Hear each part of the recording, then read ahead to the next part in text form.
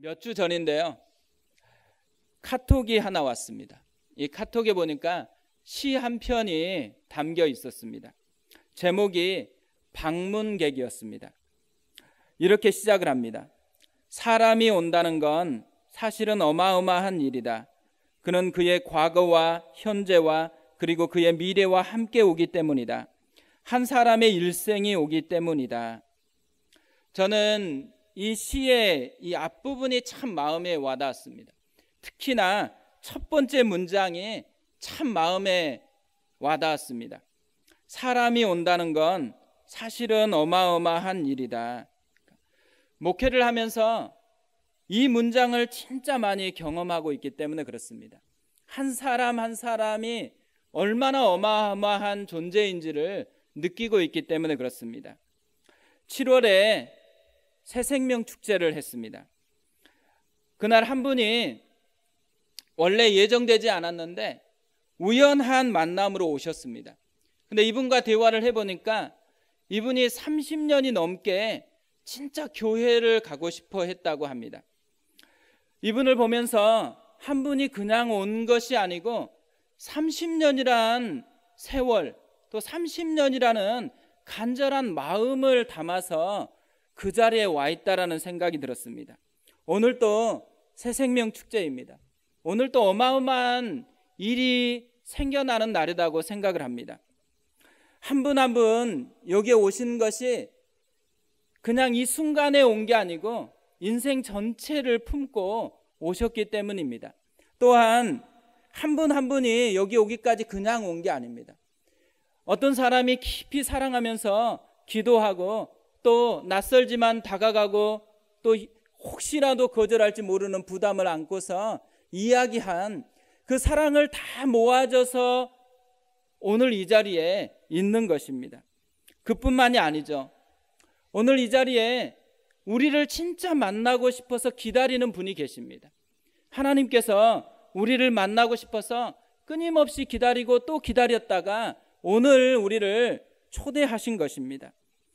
저는 목회를 하면서요, 예수님을 만난 사람들의 공통점이 뚜렷하게 있다는 것을 발견했습니다. 그것이 뭐냐면 변화가 되는 것입니다. 제가 9월부터 제자훈련을 시작을 했습니다. 이번 주에 지난주에 제자훈련을 하면서 한 분 한 분 얼굴을 보는데요, 얼굴을 보면서 제가 깜짝 놀랐습니다. 왜냐하면 예전의 모습이 아니에요. 표정이 일단 바뀌었고, 그리고 또 생기가 너무너무 넘치는 거예요. 그러면서도 관계가 굉장히 친밀해져 있는 그 모습을 보았습니다. 그러면서 또 금요일 날 다락방으로 이렇게 모이기 시작하는데 한 분 한 분 오시는데, 근데 그분들이 처음 올 때하고 지금은 굉장히 표정이 바뀌어 있더라고요. 너무너무 이전과는 다른 모습들, 그 하나하나를 보면서 진짜 예수를 만나면 저렇게 변화가 되는 거구나, 이런 것을 다시 한번 경험을 했습니다.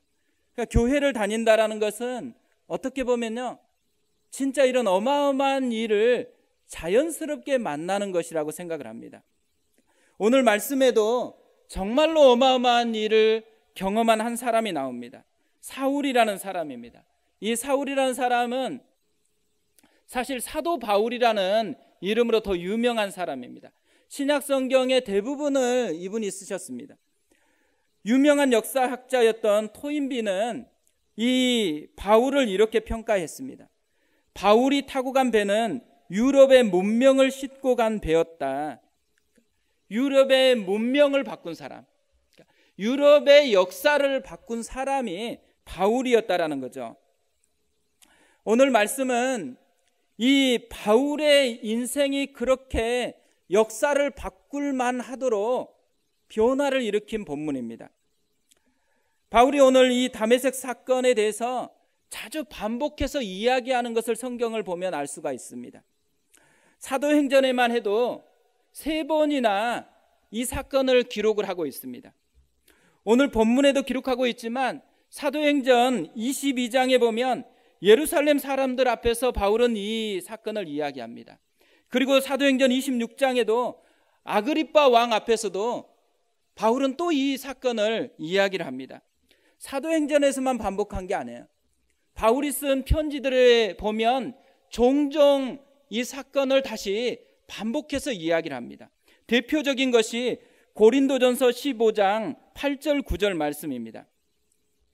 맨 나중에 만삭되지 못하여 난 자 같은 내게도 보이셨느니라.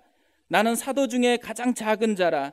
나는 하나님의 교회를 박해하였으므로 사도라 칭함받기를 감당하지 못할 자니라. 바울이 왜 이렇게 자주 이 사건에 대해서 반복을 할까요? 자신의 인생을 송두리째 바꿔놓은 사건이기 때문에 그렇습니다.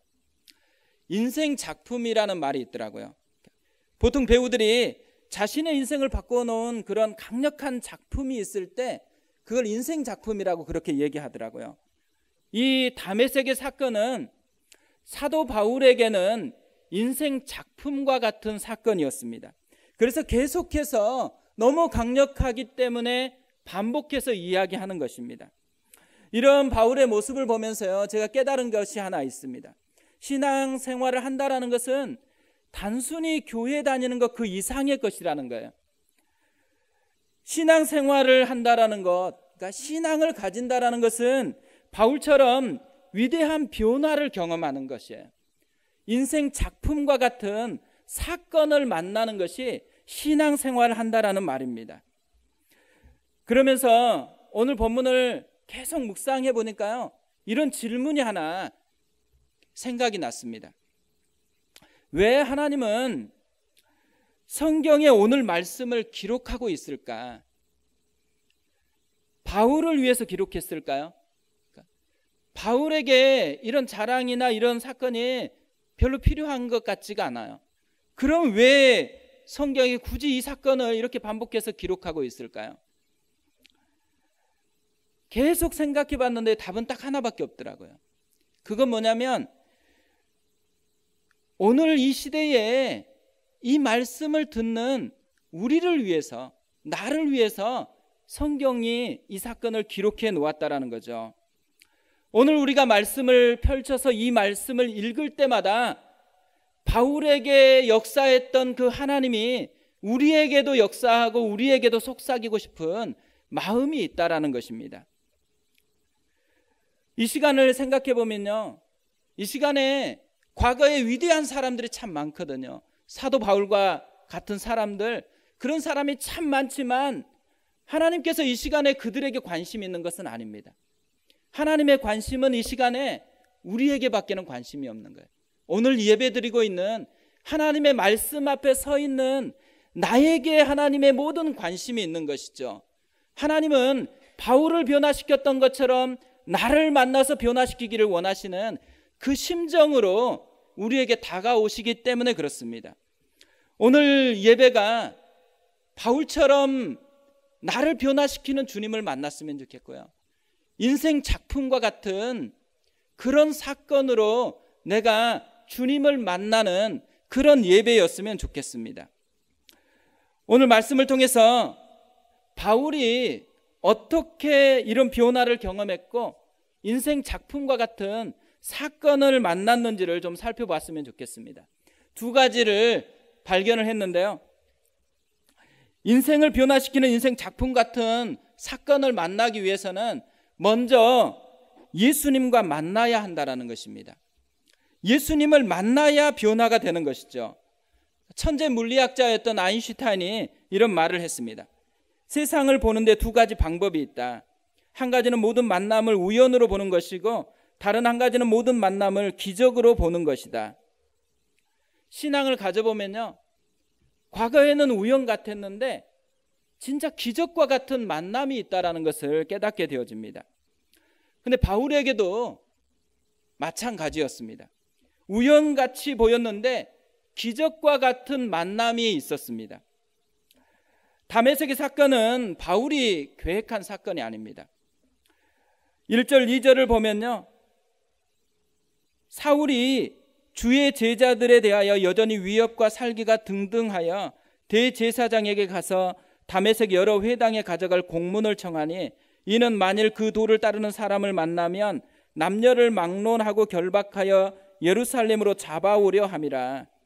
바울이 이 다메섹으로 가는 것은 변화되고 싶어서가 아니고요, 분노 때문이에요. 예수를 믿는 이 사람들을 향한 위협과 살기가 등등 해가지고 그들을 잡아오려고 그 길을 가고 있다고 이야기합니다. 그런데 이 길 속에 자기 인생을 송두리째 바꿔버릴 수 있는 기적과 같은 만남이 기다리고 있다는 것을 바울은 전혀 몰랐어요. 그런데 바울이 그 길에서 기적과 같은 만남을 갖습니다. 예수님이 찾아온 거예요. 바울에게는 이 사건이 굉장히 충격적인 사건입니다. 왜냐하면 지금 자신은 심하게 박해를 하려고 지금 예수 믿는 사람을 잡으려고 찾아가고 있는 길입니다. 그런데 예수님이 사랑으로 자신에게 찾아오신 것입니다. 자신이 그렇게 지금 싫어해요. 그리고 미워해요. 그 존재가 예수라는 존재예요. 그런데 자기 영혼을 사랑해서 예수님께서 찾아오신 것입니다. 이 충격적인 만남 때문에 바울의 인생이 변해요. 그러니까 예수를 만난다라는 것은 이렇게 변화를 만들어내는 열매가 있습니다. 이 설교를 준비하면서요, 우리 교회가 이제 10개월 정도 됐는데 10개월 동안 제일 많이 변한 사람이 누굴까 생각해 보니까 한 사람 발견을 했습니다. 누구겠어요? 저더라고요. 5월까지, 그때까지만 해도요, 제가 요 밑에 내려가서 분당우리교회 이전의 성도들을 만나면 항상 하는 인사말, 대부분이 그렇게 인사해요. 목사님 화이팅. 엘리베이터 타게도 꼭 목사님 화이팅. 뭐 어디 길에서 만나도 목사님 화이팅. 그래서 제가 내 얼굴이 그렇게도 근심이 많나? 그렇게 힘들게 보이나? 그런 생각을 계속 했습니다. 그런데 최근에는 인사가 좀 바뀌었습니다. 사람들이 만나면 목사님 많이 달라진 것 같다고 얘기를 합니다. 그 좀 편해진 것 같다고 얘기를 해요. 그러면서 어떤 분은 목사님이 멋있어졌다고 그렇게 얘기까지 합니다.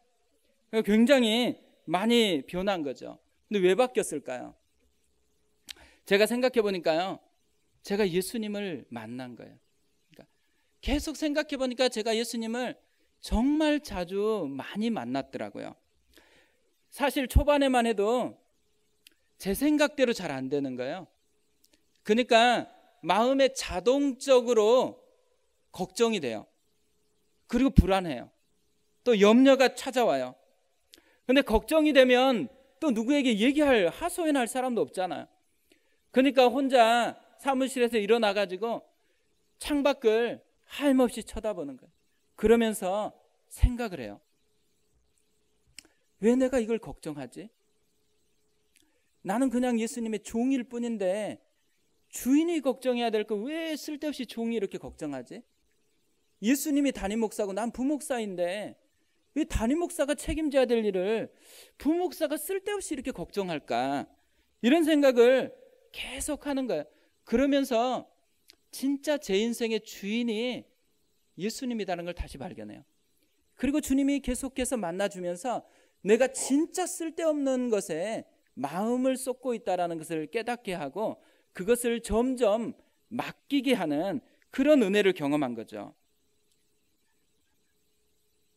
교회를 다니면서 해야 되는 진짜 중요한 게 뭐겠어요? 예수를 만나는 거예요. 교회를 다니는 진짜 중요한 이유는 교회에서 봉사하기 위한 것이 아니에요. 교회에서 얼마나 열심히 해가지고 내가 어떤 업적을 남겼느냐라는 것을 위해서 교회를 다니는 게 아니에요. 교회는 진짜 불쌍한 나를 찾아오신 예수님을 만나는 거예요.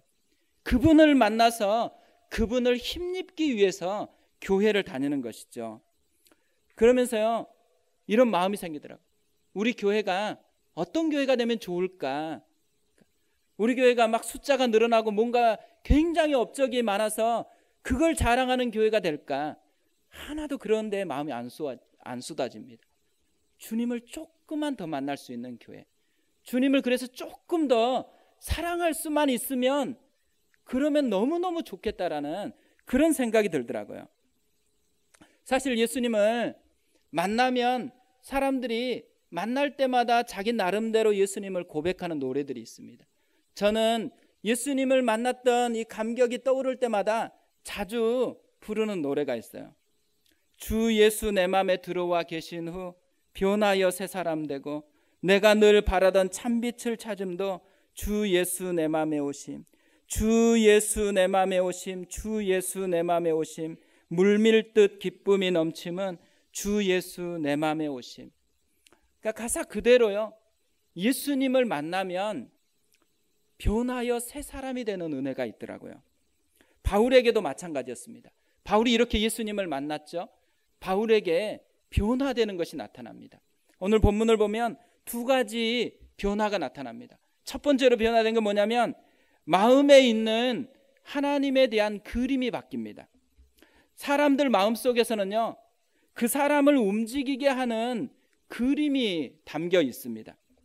바울이 왜 다메섹으로 움직일까요? 마음의 그림이 그것을 시키기 때문에 그래요. 바울이 왜 이렇게 살기가 가득했을까요? 바울 안에 하나님에 대한 그림이 자리 잡혀 있기 때문에 그래요. 바울은 배운 대로 하나님은 창조주세요. 전능하신 분이세요. 연약한 인간은 하나님이 될 수 없다라는 그런 그림이 마음에 있는 것이에요. 특히 죄인으로 십자가에 달려 죽은 예수가 더더욱 하나님일 수는 없다라는 것이 바울의 마음속에 담겨있는 그림이었습니다. 이런 그림을 가진 바울에게 예수가 하나님이라고 선포하는 제자들이 너무너무 어리석을 뿐만 아니라 신성모독하는 그런 원수고 적으로 보인 거예요. 그래서 살기가 생겨가지고 열받아서 잡으려고 그렇게 다메섹으로 가고 있는 것입니다. 그런데 이런 바울을 위해서요, 예수님이 특별한 방법으로 찾아오세요.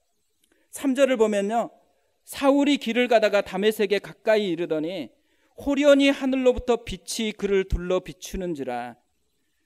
그냥 나타나도 되는데 호련히 하늘로부터 빛을 비추는지라. 왜 이런 퍼포먼스를 하면서 예수님이 나타났을까요?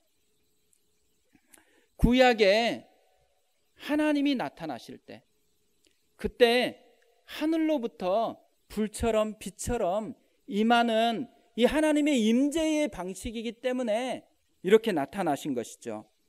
왜 예수님께서 이런 하나님의 임재의 방식으로 나타나요?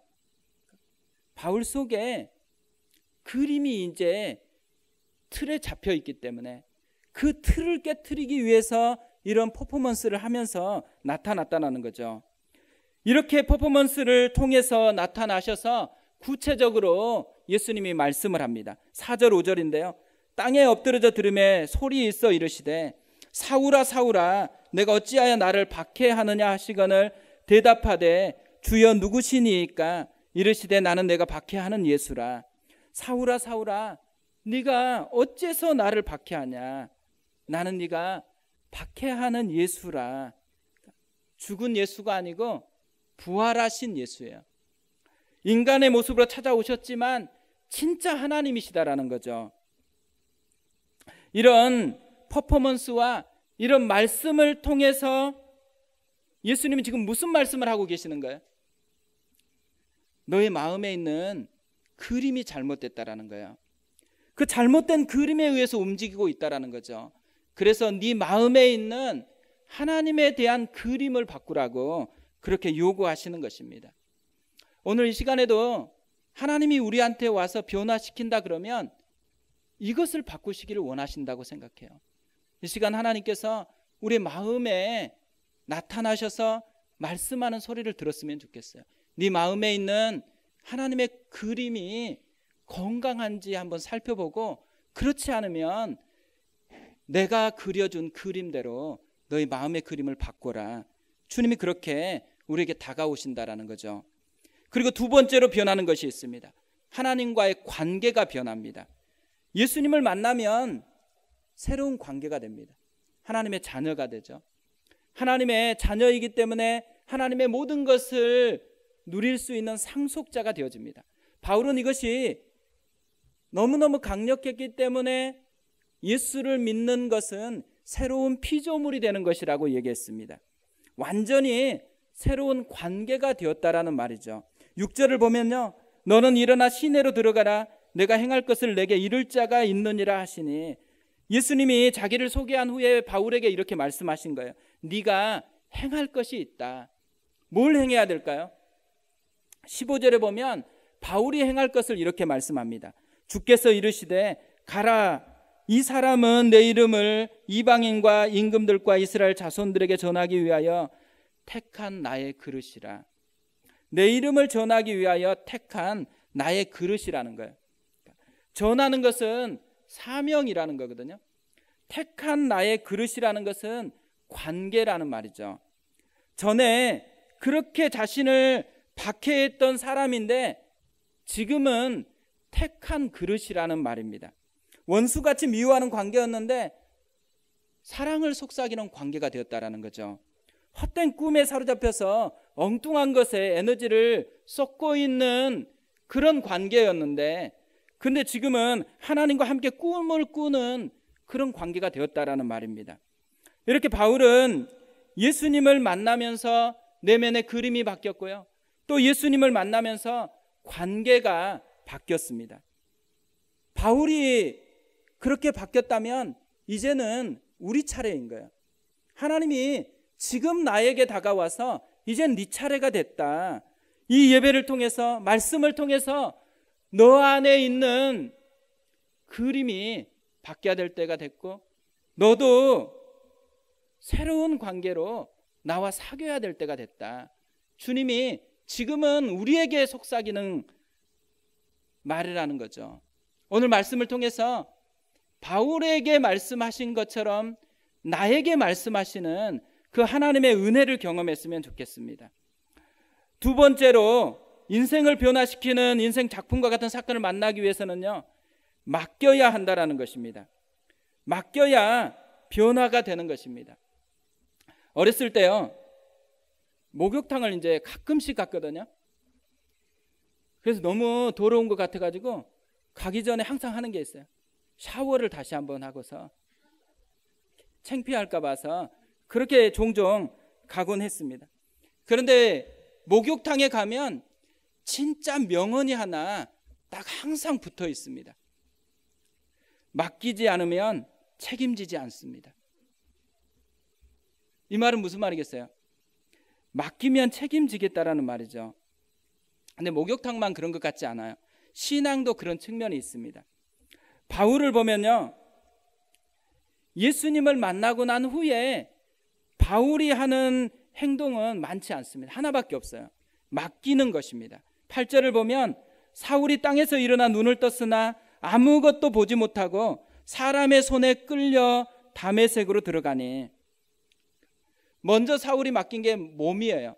눈이 안 보이니까 사람에게 끌려서 다메섹으로 들어갔습니다. 그리고 바울이 맡긴 게 또 하나 있어요. 마음이었습니다. 9절을 보면 사흘 동안 보지 못하고 먹지도 마시지도 아니하니라. 눈은 안 보였지만 먹을 수는 있잖아요. 눈이 안 보여서 끌려가는 것은 어쩔 수 없어요. 먹는 것은 내 선택이에요. 그런데 먹지도 않았어요. 사흘 동안이나. 바울이 왜 먹지도 않고 마시지도 않았을까요? 갑자기 생각해보니까 너무 서럽고 반항감이 올라가지고 그랬을까요? 그렇지는 않잖아요. 11절을 보면 바울이 왜 먹지도 않고 마시지도 않았는지를 이렇게 이야기를 합니다. 주께서 이르시되 일어나 집가라 하는 거리로 가서 유다의 집에서 다숫 사람 사울이라 하는 사람을 찾으라. 그가 기도하는 중이니라. 그가 기도하는 중이니라. 기도한다라는 말은 무슨 말이겠어요? 마음을 하나님께 맡겼다라는 것이죠. 이렇게 예수를 만난 사람, 예수를 믿으면 무엇을 해야 되냐면 맡기는 것을 해야 된다는 거예요. 몸을 맡기고 마음을 맡기는 그 삶을 살아가야 된다는 거죠. 이렇게 맡기면 무슨 일이 일어나요? 오늘 10절을 보면 이렇게 맡길 때 무슨 일이 일어나는지를 우리에게 보여주고 있습니다. 그때의 다메섹에 아나니아라 하는 제자가 있더니 주께서 환상 중에 불러 이르시되 아나니아야 하시거늘 대답하되 주여 내가 여기 있나이다. 하나님이 아나니아를 준비하고 계시는 거예요. 바울이 맡기는 그 순간에 하나님은 준비하고 있는 거예요. 그래서 하나님의 이름이 여호와 이레예요. 준비하시는 하나님, 예비하시는 하나님이시다라는 거죠. 맡길 때 준비하시는 여호와 이레의 하나님을 맛본다라는 것입니다.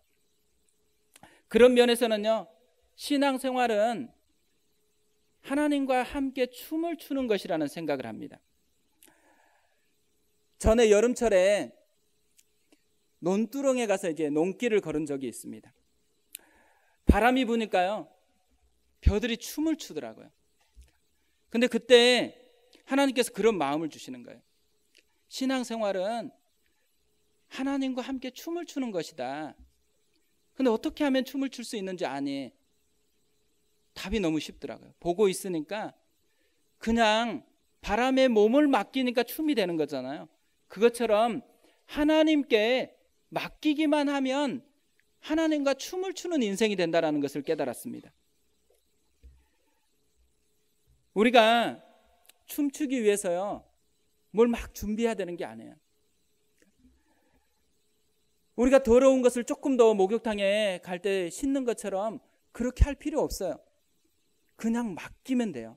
하나님이 책임져 주실 것을 믿고 맡기는 것을 하면 되어진다라는 거죠. 바울은 지금 우연 같은 그 길을 걷고 있는데 기적 같은 만남을 가졌습니다. 이 기적 같은 만남을 하나님이 준비해 놓고 계셨어요. 이 기적 같은 만남을 통해서 바울의 인생을 바꾸었어요. 바울과 새로운 관계를 맺었어요. 그리고 바울이 하나님 앞에 맡겨지니까 하나님께서 그의 인생을 춤추는 인생으로 함께 춤을 추면서 걷는 삶으로 인도하셨습니다. 오늘 하나님이 우리에게도 그것을 기대한다고 생각합니다. 우리가 이번 주 한 주간이 우리 앞에 놓여 있잖아요. 시간을 주셨다라는 말은 무슨 말이겠어요? 우연 같지만 기적 같은 만남을 준비하고 있다라는 것을 기대하라는 것이죠. 하나님이 분명히 이번 한 주간에 기적 같은 만남을 준비해 놓고 계십니다. 그 기적 같은 만남을 통해서 우리를 변화시키기를 원해요. 그 기적 같은 만남을 통해서 우리와 진짜 친밀한 관계를 맺고 싶어 해요. 그러면서 함께 춤을 추는 기쁨을 누리고 싶어 한다라는 거죠. 이번 한 주간이 그런 기적 같은 만남을 누리는 한 주간이 되셨으면 좋겠습니다. 저 이 설교를 준비하면서 생각나는 찬양이 있었습니다. 이 찬양은 사실 동영상으로 제가 처음 봤었거든요. 근데 보면서 계속해서 눈물이 나는 거예요. 제 대학 시절에 만났던 예수님이 너무너무 많이 생각이 나더라고요. 유튜브에 보면 이 동영상에 CCC를 창설했던 김중곤 목사님이 했던 메시지, 그 내용들이 담겨 있습니다. 저는 대학생 시절에 CCC에서 함께 주님을 만나고 그곳에서 내 인생이 변화되었기 때문에 그때 기억이 계속해서 생각이 나고 살아나면서 하염없이 눈물이 흘렸습니다. 그런데 오늘 이 설교를 준비하면서요, 내 삶의 이유라는 이 찬양이 다시 생각이 났어요.